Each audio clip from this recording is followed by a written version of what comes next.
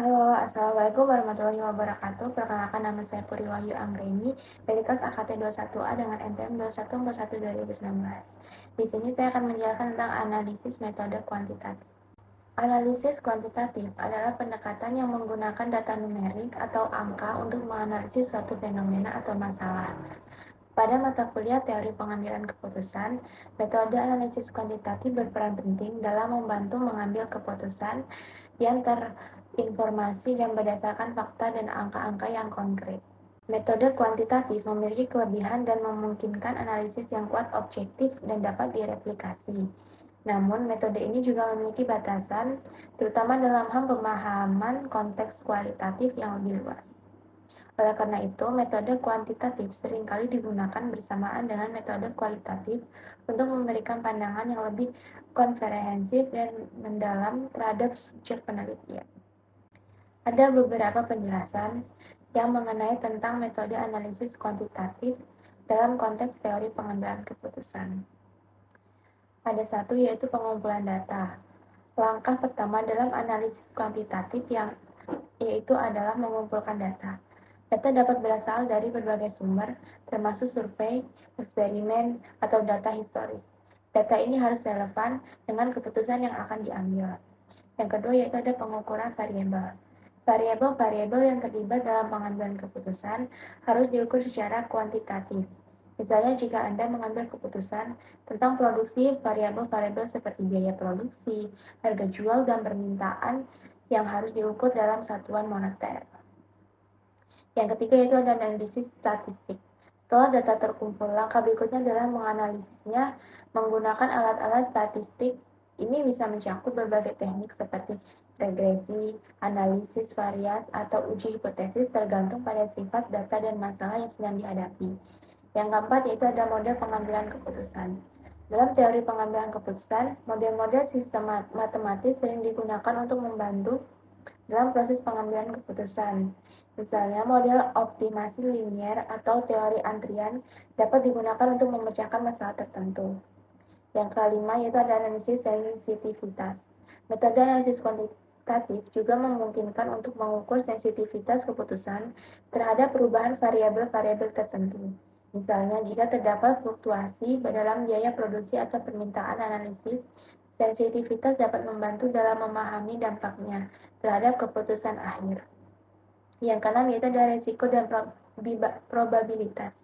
Dalam beberapa kasus, terdapat aspek resiko yang harus dipertimbangkan dalam pengambilan keputusan.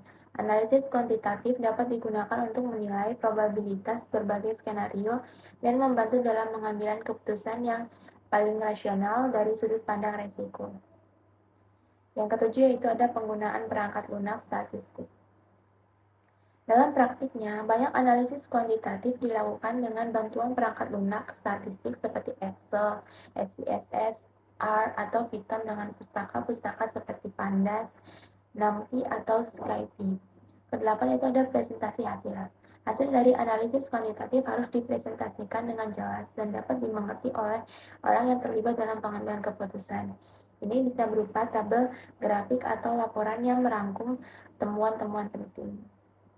Dengan menggunakan metode analisis kuantitatif, keputusan dapat diambil dengan berdasarkan yang lebih kuat karena didapat dalam fakta yang terukur. Namun penting juga untuk diingat bahwa analisis kuantitatif hanya satu aspek dari proses pengambilan keputusan yang harus dikombinasikan dengan pertimbangan kuantitatif dan pengalaman praktis. Ada beberapa poin penting terkait dengan pengertian analisis metode kuantitatif. Data numerik. Analisis metode kuantitatif memanfaatkan data yang bersifat numerik atau dapat diukur. Ini bisa berupa angka-angka seperti hasil survei, pengukuran fisik, atau data statistik. Yang selanjutnya ada pengukuran dan skala. Metode kuantitatif membutuhkan pengukuran yang konsisten dan terukur.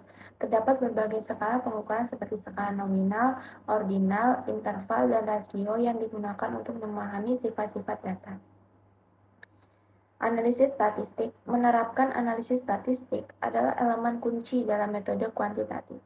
Ini meliputi berbagai teknik statistik seperti regresi, analisis varians, uji hipotesis, dan lain-lain. Tujuannya adalah untuk mendapatkan informasi dan wawasan tambahan dari data yang ada. Generalisasi metode kuantitatif seringkali mencari generalisasi atau pola yang dapat diterapkan pada populasi yang lebih luas. Hasil dari analisis ini diharapkan dapat mencerminkan karakteristik umum dari subjek penelitian.